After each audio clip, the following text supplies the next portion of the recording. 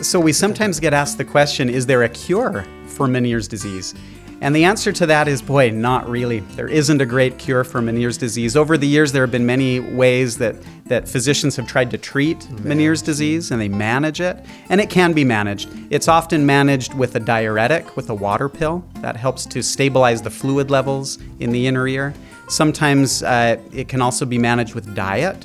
Cutting out salt, especially, and also caffeine from the diet can help to regulate those fluid levels in the inner ear.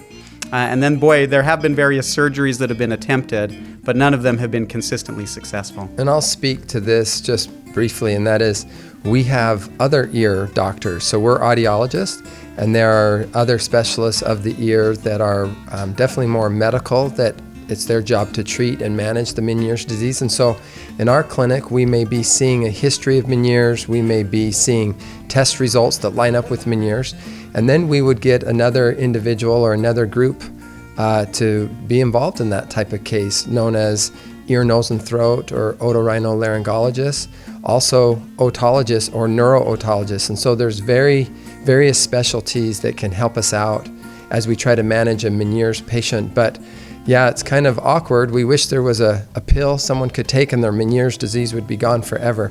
Luckily, the great majority of Meniere's patients, their Meniere's problem kind of burns out, or it stops and it quits manifesting itself, usually after a couple decades of experience or a couple decades of affecting the individual. And so it's common that Meniere's disease doesn't really happen very often or as frequently in individuals who are beyond the 5th decade of their life, or they're moving into their 60s and 70s.